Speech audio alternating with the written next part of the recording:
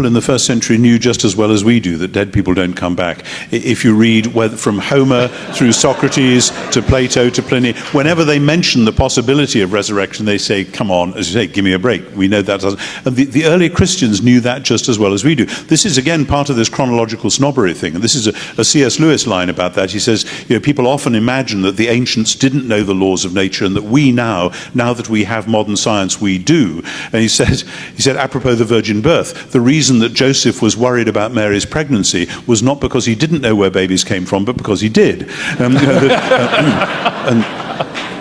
the same with the resurrection. The disciples were not going around saying, oh, well, isn't that interesting? So people sometimes come back from the dead.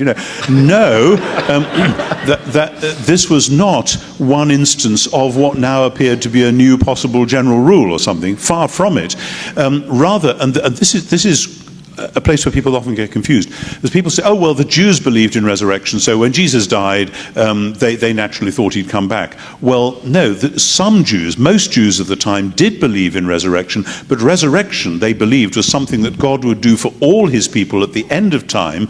Nobody ever imagined it would happen for one person in the middle. And you can test this because we know 100 years either side of Jesus, we know of several Jewish resistance movements, messianic movements, rebel movements. Routinely they ended with the death of the founder, and we have in the histories of Josephus and so on accounts of what happened next.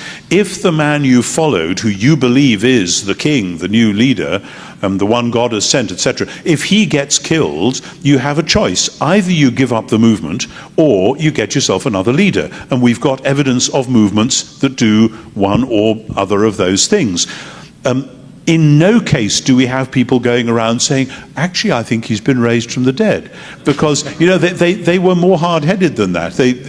Life is real, we've got to get on with it. And in particular, the idea of choosing another leader, the leader of the church in Jerusalem throughout the next generation was James, who was Jesus' own brother. Now, it's very interesting because he was a great leader, a great teacher, a wonderful man of prayer, etc.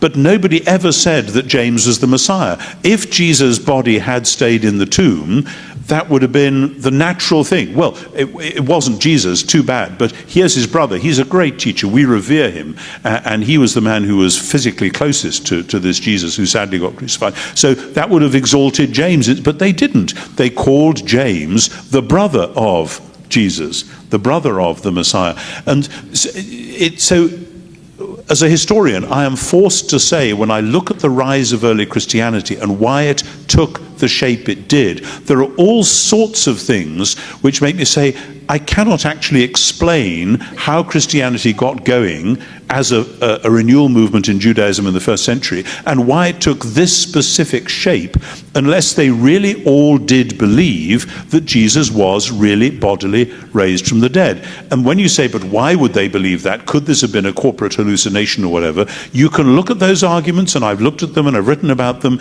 and actually that doesn't work either. They knew about hallucinations, they knew about ghosts, they knew about odd, wacky experiences. There's plenty of literature about that in the ancient world, and they weren't so stupid as just to go wafting off on some idea like that. This was a very definite thing. He really has been raised from the dead, and that was why they did and said what they did. I think one of the most remarkable passages is 1 Corinthians 15, when Paul says, look, a lot of the people here have actually witnessed these events. Yeah. There are more than 500 people who witnessed Jesus after his supposed death, and so go talk to them. Some of them have died, but look, a lot of people have, and this was close enough in time that you could still find these people. Absolutely, absolutely. The passage there in Paul's letters, written probably in 52-3 AD, so roughly 20 years after Jesus' death and resurrection, and Paul is saying, as you say, more than 500, and most of them are still around. And the implication is, go and ask them. But there's another fascinating thing in that same passage, which is kind of interesting negative evidence, because what he's doing there is quoting an official church tradition, which goes like this, that the Messiah died for our sins in accordance with the scriptures, that he was buried, he was raised on the third day according to the scriptures, and was seen by. And then there's a list of people that he was seen by. And he was seen by Peter, by James, by all the apostles, by 500 at once, and last of all, Paul says, by me. And anyone who knows the early Christian stories, Matthew, Mark, Luke, and John, will say, something's odd about this, because in Matthew, Mark, and Luke, and John, the first people to see the risen Jesus are the women. Now, what's happened is that in the official church tradition, already the women have been airbrushed out of the account, because the early church will have known that women were not regarded as credible witnesses in a law court. And already we have early evidence that people were sneering and saying, this is just a few hysterical women in the half-light of an early morning. You're not going to believe that, are you? And so already by the early 50s, the official tradition has lost sight of them. But in all four Gospels, and they're quite separate accounts, they're not verbally that similar, even when they're talking about the same thing, the women are front and center. And this is the point that I'm making. You would never, ever, ever have made that up. Either these stories go right back to the beginning, or they are complete crazy fantasies by people later on who are deliberately shooting themselves in the foot in terms of the credibility of the argument. So that 1 Corinthians 15 is important, but it's important partly as a sort of negative witness, throwing into relief the extraordinary fact that we have these four separate accounts in which the women are the first to see him.